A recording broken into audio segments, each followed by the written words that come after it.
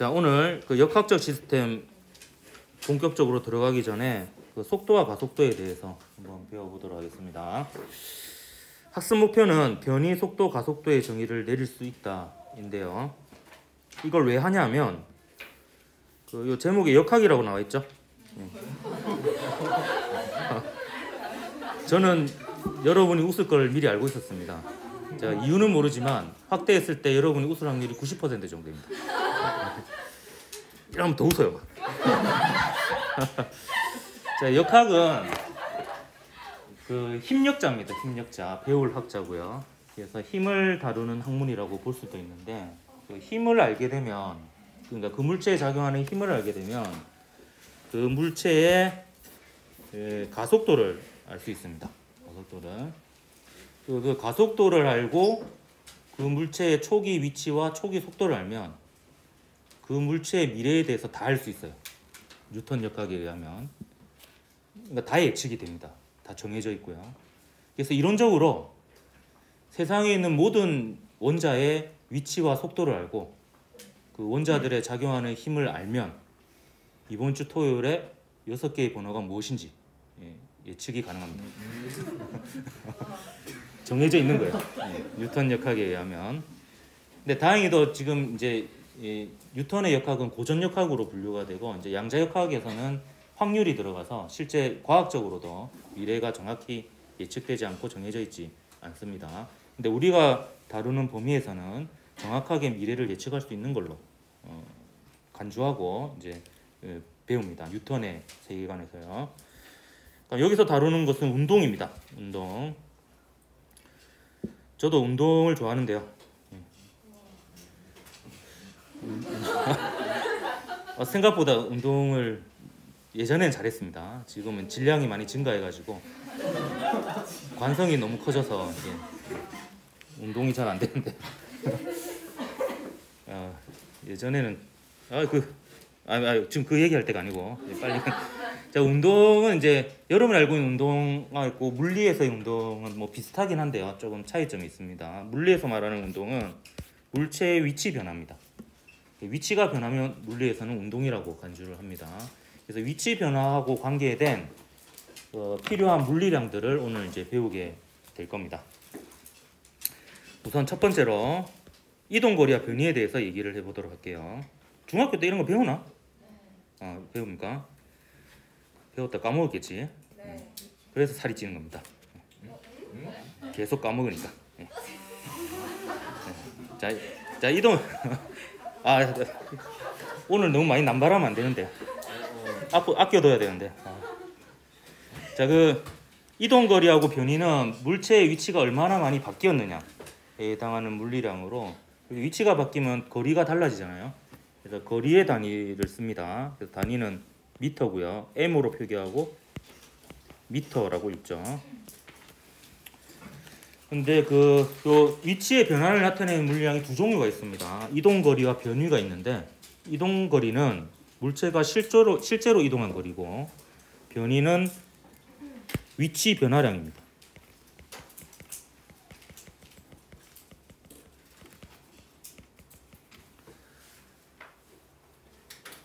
자, 위치 변화량을 줄이면 위변 이러면 뭔가 똥같죠. 그래서 이제 그걸 거꾸로 해가지고 변이 이렇게 했다는 것은 제 추측입니다. 네. 일단 그 위치 변화량인데, 이 변화량이라고 하는 물리량들이 앞으로 종종 등장을 해요. 뭐의 변화량, 뭐 변화량 이렇게. 그러면 이 변화량 앞에 있는 물리량 있죠. 이것의 나중값 빼기 처음값이라고 보면 됩니다. 그래서 이거는 나중 위치 빼기 처음 위치입니다. 나중, 이 정도 확대하면 보이죠? 네. 나중 위치 빼기 처음 위치. 저는 이 전자칠판 좋죠? 네. 저는 이 전자칠판을 화면이 큰 TV로 씁니다. 이렇게. 아주 첨단적으로 쓰죠. 예. 이건 농담이 아니었습니다. 농담이었나? 헷갈리네 나도. 자, 그 이동거리와 변이는 이제 예시로서 한번 설명을 해보도록 할게요. 정의만 내려서는 느낌이 잘 안 오니까. 어떤 물체가 처음에 여기 있어요. 여기 있었어요. 여기. 여기 있다가 요렇게 갔다가 요렇게 왔습니다. 근데 이 물체가 여기 있을 때의 시간을요 2초라고 둘 거예요. 2초라고. 원래 일반적으로는 물체가 처음 위치한 곳을 0으로 두고요. 그 순간의 시각을 0초로 잡습니다. 근데 반드시 그렇게 해야 될 필요는 없거든요. 그래서 그냥 임의로 그냥 이 순간을 2초라고 할 거고요. 그 다음에 0은 여기로 잡을 거예요. 주식선상에서. 그래서 2초일 때 마이너스 3m인 곳에 있었는데 그것을 처음이라고 할 겁니다. 처음. 그리고 나중에는 이제 얘가 오른쪽으로 갔다가 왼쪽으로 이렇게 돌아왔죠. 그래서 8초인 순간에 이 위치에 있었어요. 그래서 이걸 나중 위치라고 이제 정의를 내릴 거고요. 이때 나중 위치는 플러스 2m인 거죠. 이때 위치가 바뀌었기 때문에 이 물체는 운동을 한 겁니다. 운동을 한 건데 실제로 움직인 거리는 이 파란색 선의 길이가 됩니다. 이게 이동 거리입니다. 그래서 이동 거리는 크기만 있습니다. 그래서 이 길이를 계산해 보면 7m, 2m니까 합쳐서 9m가 됩니다. 그래서 이 경우에 이동 거리는 9m가 되는 거죠.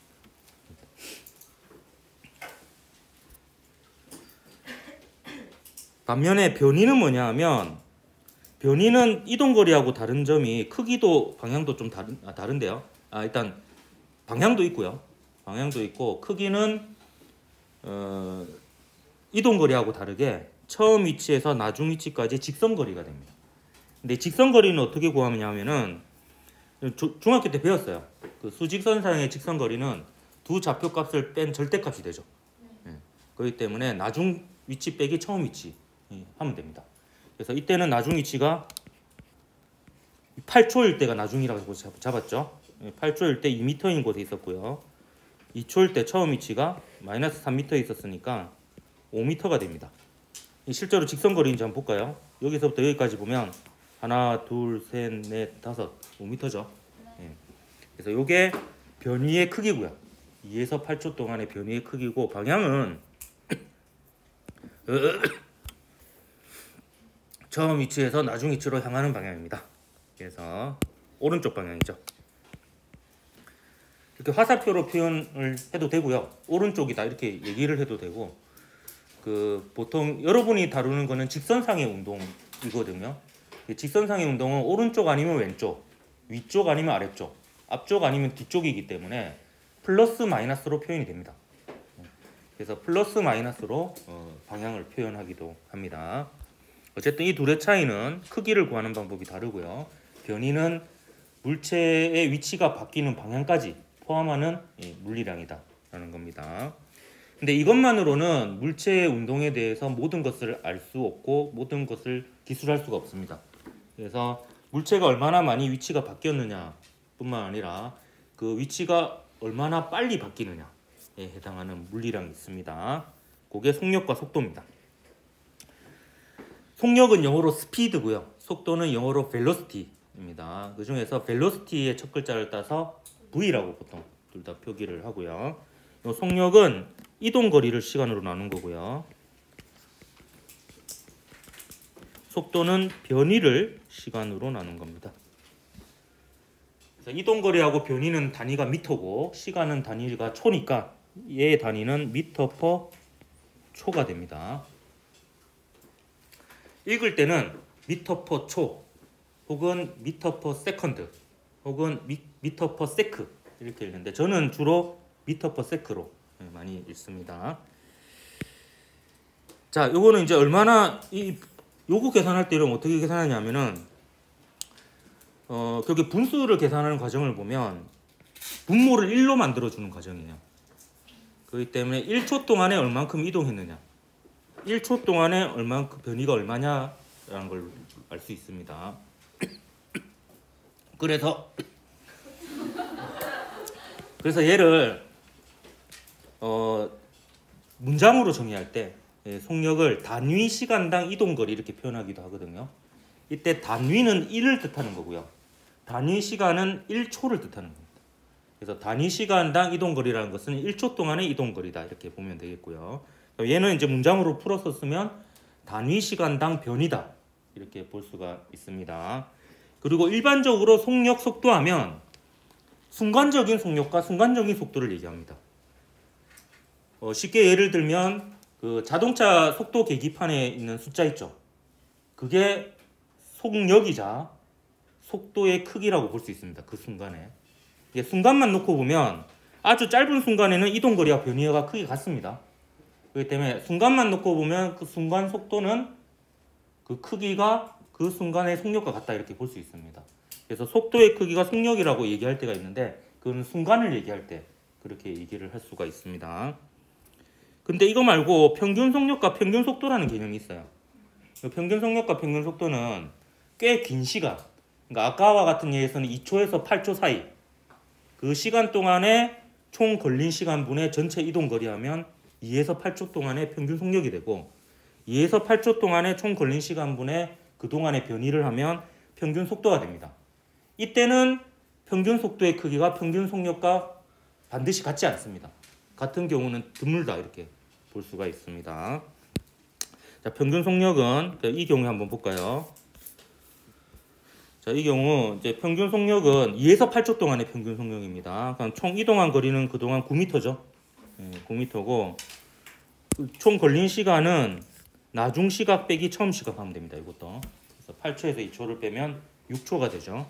6분의 9에서 2분의 3 m/s가 되겠습니다. 그래서 이게 2에서 8초 동안의 이 물체의 평균 속력이 됩니다. 자, 그럼 평균 속도 구해볼까요? 평균 속도는 전체 변이가 8초일 때 변이, 8초일 때 위치, 빼기 2초일 때 위치 하면 2에서 8초 동안의 변이가 됩니다. 그거를 걸린 시각, 나중 시각 빼기 처음 시각으로 하면 6분의 5 m/s가 되죠. 그래서 크기가 다르죠. 요게 이제 평균 속도의 크기가 되고 방향은 오른쪽 방향이고요. 사실 부호로서 방향이 표현된 거이기도 합니다. 이게 플러스가 나왔다는 것은 이제 오른쪽 방향이라는 뜻이 되기도 합니다. 그래서 순간적인 속력과 속도를 할 때는 속도의 크기가 속력의 크기, 속력과 같지만 이제 평균을 얘기할 때는 다를 수 있다 크기가 이런 부분이 있습니다. 예를 하나 더 들어보면 자, A에서 B로 가는데 경로 1을 따라가는 경우가 있고 경로 2를 따라가는 경우가 있고 경로 3을 따라가는 경우가 있습니다. 그럼 각각의 경우 이동 거리는 이 파란색 선의 길이가 됩니다. 다 다르죠. 근데 변이는 이 주황색 선의 길이가 되는 거예요. 다 똑같습니다. 그래서 경로 1, 2, 3 모두 A에서 B까지 가는데 걸린 시간이 같았다면 평균 속도는 다 같은데요. 평균 속력은 다 다릅니다. 이동 거리가 다르니까 이제 그런 거라고 이렇게 보면 되겠습니다. 그래서 속력과 속도. 그러면 사실 순간만 놓고 보면 이 물체가 어느 위치에 있고 속도가 무엇인지를 알면 그 물체의 그 순간의 운동은 다 아는 거예요. 얘가 어느 위치에 있고 어느 방향으로 어떤 빠르기로 가고 있는지를 알면 그 순간만큼은 다 아는 건데요. 근데 그것만 가지고는 미래까지 알 수는 없습니다. 혹은 과거를 추측할 수는 없어요. 그래서 하나 더 필요한 물리량이 가속도입니다. 그래서 이제 가속도는 또 이 속도가 얼마나 빨리 변하느냐에 해당이 되는 겁니다. 다시 정리하면 위치가 변한 게 변입니다. 변이. 근데 그게 얼마나 빨리 변하느냐가 속도고요. 그 위치가 얼마나 빨리 변하느냐가 이제 가속도다 이렇게 보면 되겠습니다. 그래서 가속도는 속도 변화량을 시간으로 나눈 겁니다. 얼마나 빨리 속도가 변하느냐이니까 1초 동안의 속도가 얼마나 빨리 바뀌느냐 단위 시간당 속도 변화량이 가속도가 됩니다. 가속도는 참고로 영어로 acceleration 이어가지고 첫 글자를 따서 A라고 많이 표기를 합니다. 기호로는. 단위는요. 속도 변화량이라고 하는 것은 또 변화량 또 나왔죠. 그러니까 변화량 앞에 있는 물리량의 나중값 빼기 처음 값입니다. 그래서 나중 속도 빼기 처음 속도가 속도 변화량이에요. 그러니까 속도에서 속도로 빼면 단위가 속도의 단위죠. 그래서 분모는 속도의 단위인 m/s고요. 분자는 속도의 단위인 m/s고 분모는 시간이니까 시간의 단위 초겠죠. 그렇기 때문에 이 단위는 m/s 제곱이 됩니다. m/s 제곱 가속도의 단위.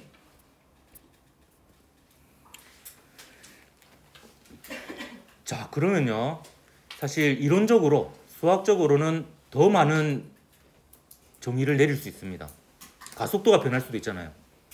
그럼 시간에 따른 가속도의 변화량, 단위 시간당 가속도 변화량이라는 걸 정의 내릴 수 있습니다. 또 그거 자체의 또 변화량을 또 정의 내릴 수도 있겠죠. 그래서 무수히 많이 정의 내릴 수 있지만 다행히도 우리가 자연을 이해하는 데 있어서는 이 가속도까지 말면 물체의 위치와 물체의 속도를 예측할 수가 있습니다. 그렇기 때문에 이제 이 가속도까지만 물리학에서는 정의를 내린다라고 보면 되겠고요. 그리고 정말 다행인 것은 그 여러분이 배우는 고등학교 통합과학 물리학원 물리학 2에서 배우는 거는요. 이 가속도가 일정한 경우밖에 다루지 않습니다. 그래서 가속도가 0인 경우하고 가속도가 일정한 경우 이 두 가지밖에 다루지 않습니다. 가속도가 변하는 경우는 계산하지 않는다 이렇게 보면 되겠습니다. 그러니까 가속도가 일정한 경우에 가장 대표적인 예가 자유낙하입니다. 지표면 근처에서의 가속도가 9.8m/s 제곱으로 일정하거든요. 그 말은 자유낙하시켰을 때 1초마다 9.8m/s씩 증가한다는 뜻이거든요. 그러니까 1초만 자유낙하해도 100m 달리기의 평균 속도가 됩니다. 100m 달리기 선수의 10초 동안 100m 가니까 대략 2초만 자유낙하하면 그게 2배가 되는 거죠. 그래서 이제 이 중력 가속도도 굉장히 큰 건데요. 근데 가속도가 일정하면요.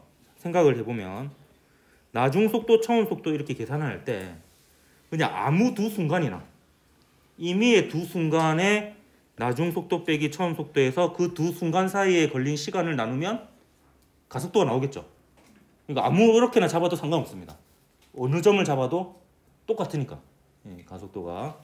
그래서 요거는 예를 이제 요걸로 한번 들어볼 건데 요걸로는 이 가속도를 알 수가 없어요. 왜냐하면 매 순간의 속도가 얼마인지는 몰라요. 이 운동 정보 가지고는 어떤 특정 두 순간의 시각과 속도를 알아야지 가속도를 구할 수 있는데 지금 제시한 이 예시에는 그거에 대한 정보는 없죠. 그렇기 때문에 이 예시로는 이제 가속도를 설명할 수가 없고 자유낙하로 이제 설명을 해보도록 하겠습니다. 사과를 자유낙하 시켰는데요. 0.3초일 때 속도가 2.94m/s가 되었습니다. 그래서 이 순간을 처음이라고 임의로 둘 겁니다. 그 다음에 0.5초일 때 속도가 4.9m/s가 됐어요. 이거를 이제 임의로 나중이라고 두어 볼게요. 이 두 순간의 시각과 속도를 알고 있습니다. 그러면 속도 변화량을 알 수 있고 시간 변화량을 알 수가 있습니다. 그럼 이 정보로 가속도를 구해볼 수가 있어요. 한번 해볼까요?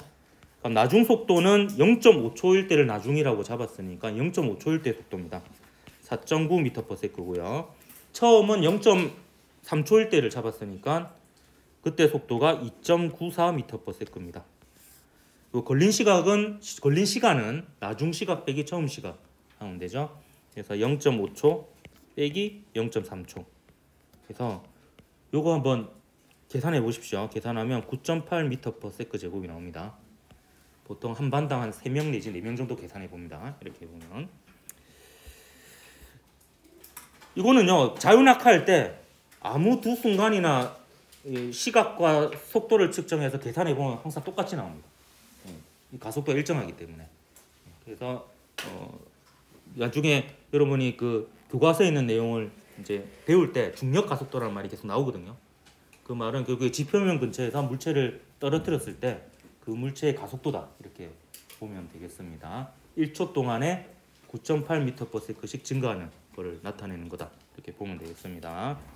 우리가 운동을 이해하기 위해서 이제 크게 보면 여기서 중요한 물리량은 변위하고 속도하고 가속도입니다. 크게 이 세 가지를 여러분이 배웠다라고 보면 되겠고요. 이걸 가지고 이제 물체의 그 운동을 분석한다 이렇게 보면 되겠고요. 근데 아직 법칙은 얘기 안 했어요. 그냥 물체의 운동을 어떻게 표현하느냐만 얘기를 했고요.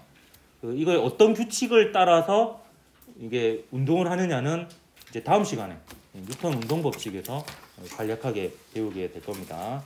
그때 이제 힘이라는 개념하고 질량이라는 개념이 추가로 생깁니다. 자, 오늘 여기까지 하도록 합시다. 네, 수고했습니다.